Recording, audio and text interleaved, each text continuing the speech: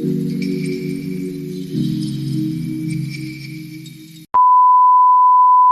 ayan guys, makasaragaga. Ayan, mayong gabi sa inyong tanan. Today is Wednesday. Wednesday na guys, mag-July na. Mag-July na. Pag July 5 guys, reunion namin mga Agudo family. Mag-upload ako niya, makikita niyo guys yung mga kapatid ko, pamangkin ko. Ayan, mga apu-apuhan. Mga apo na stuhod guys. Diyos ko. Anak ko'y apo. Ako pag umangkon, nanganak pa siya. So, yung anak naging apo na nako yung taon, ginukot yung bayo, tiguang. Tigulang na yung taon ko, guys. Uy, kaya, unang ayaw dyan yung skip ang akong ad, guys. Katigulang na yung taon, may tag, makaabot pa ko anin taon akong sweldo. Na, sulduhan pa ko ni YouTube, ani. Kung saan man dyan siya pag kuan nga dagan tag views. Uy, nga, kag mayra kay kog views kay sa tinuod lang abot og 100 kapin malipay ra ko 100 pesos ba dili 100,000 wa jud kabot 1,000 guys mo yung maluin taon mo sa kuha. Wala ka abot dugay kay ko magsweldo guys kay wala pa ko naka abot sa kuta nga ano $100 ang kuta guys bago ka maka sweldoan ng isa ka bulan nimo another na pud siya. Depende man gud sa imong views sa imong YouTube. Kung dako siya, sobra pa sa ano, sobra pa sa 100 ang dollars. So, kung dako-dako ang $100 is 500 5,000 man yata na. Ana. Diba? So, gagmay man tag views. Samantay mahimo kay dili man ta artista. Napakatotoo lang tayo. Diba? Gusto lang natin i-express o igawas ang atong mga Diyos ko Maria Josep ang atong feelings ba no ko ninyo basta 2,000 years later. ngapon ayan guys nagluto kami ng ano binangkar yawa gusto mo na nagluto may binangkar guys amo ang merienda kay ikapoy si Jing ug si Ate Anit. So nagluto ako ng ano, binangkal. Ang binangkal namin. Sus, tapa. Asya guys.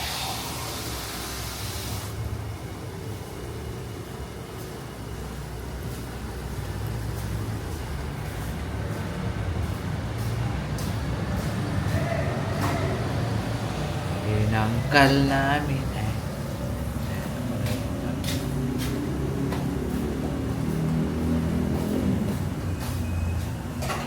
A few moments later. Mga pitamang api. Mga mita mga ano, mga kaga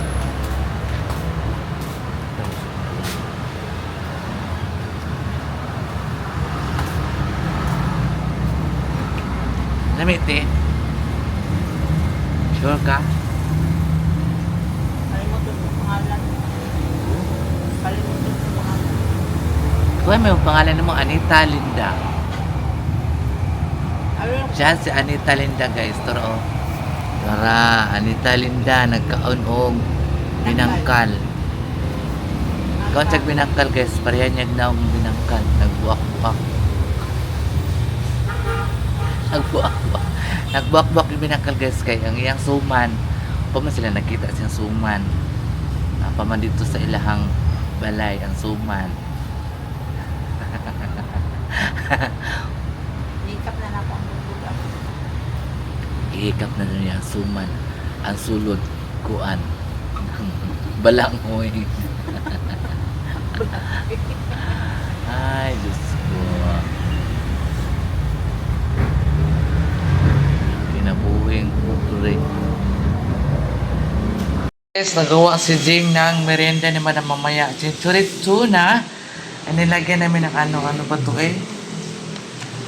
grilled seaweed, giant fish, paprika. Ayan po, nilagyan ni Madam. Saka mayonnaise. Ayan po ang mga paborito ni Madam na mga kakanin. Kainin niya na mamaya. Kasi si Madam guys, hindi pa tulog. Nagpariban. Kainin niya mamaya alas 3 ng umaga. Ganyan kami dyan. Ganyan kami. 2,000 years later. So, ayan guys, nag-prepare talaga si Madam para sa Vietnam. Vietnam, si Madam guys, kasi papunta kami ng, Cambodia. Then, yung exit namin ay, Thailand. Ayun, see you soon, Thailand. Hawadika! Hawadika! Hawadika! So, ang aming exit guys is Thailand. Then, Thailand to Manila. Manila kami ka magbaba guys kay sa Davao sobrang strict ang doon guys custom. Lima ka na hold ang ni Madam guys isang bag na coffee. Sayang. Tsaka yung mga prutas guys bawal dito sa Davao pala. Na hold yung mga prutas namin galing sa galing kami sa Thailand o Thailand. Nagbili kami ng mga prutas na wala dito ba. Diyos ko, na-hold dyan sa immigration din sa Davao. Sobrang strict tong immigration, guys. Sobrang strict to dyan sa Davao. Pagpaano na lang, pagpapunta na din, pauwi na. Pero papunta doon, wala. Wala problema, guys. Pag-uwi lang, kasi mag-abang yung mga, doon, mga staff sa immigration doon pa lang sa, sa conveyor. Parang may machine sila para makita sa loob kung anong laman. Nawala nga yung namin guys, yung isang sapatos. Nawala. Tapos yung bag namin ay butas na. Nabutas na dyan. Binutasan yung bag na pero hindi mo alam kung saan yung nabutas. Kinuha yung isang sapatos namin. Sobra. Sobra ka-stricto ang Davao eh. So yun guys, si Madam nagpariban sa taas. Prepare talaga niyang mag-abroad. Gusto kasi ni Madam guys, mag-out of country siya kasi sobrang stress niya. Ewan ko ba sa kanya, akala kong mayaman, di may stress. May stress pala yung mga mayaman guys. Akala ko tayo lang mahirap ang may stress. May stress pala sila. Ako man kasi ang kasama palagi ni Madam pag wala si Sir. Diyos ko day, anong oras kayo mga tulog? Alas 3 sa kadlawon. Siya di pa na matulog ko. Akong patulugon kay di makaya ko tulog guys. Diyos ko, napay trabaho pagkaugma. Ko. Akong patulugon. Mura ka na inigmatanin mo tawagon na pud ka kayo pa siya natulog. Diyos ko. Di pa sa matulog inighiloto na po na ko yung tiil kay na anxiety na po siya. Nagbugnaw na po yung tiil. Murag tubig. Muntong hiloto na po sa bayot. Kami lang dyan magkauban ni Madam guys kay ambot niya oy. Ano di ba ko niya yung buhian niya. Gusto na ko mapuyo sa farm. Di man siya musugot. Muta ni Madam oy. Naglagot ko ni Madam pa. A few moments later. Guys, nagpa-home service lang siya sa friend niya na beautician, babae. Nagpa-home service lang siya guys kay unsa na orasa yung tao natulog ganinang buntag. Diyos ko, buntag siya tulog guys alas 11:30. Ikan pa ng gabi natulog ko gabi mga 2:30. Pinatulog niya ako siya wala pa man day natulog. Nagsige pag TV, cellphone. Diyos ko, Maria Josep. Binakong natulog na. So pag mata na ko ganyan ng mga ay update kong gipukaw alas 8:30. Okay, umana siya kaon, gusto siya matulog. Ako na pong gihilto pa man dyan natulog. So pagka 11:30 na siya natulog guys. Diyos ko Maria, kaluoy yung taon.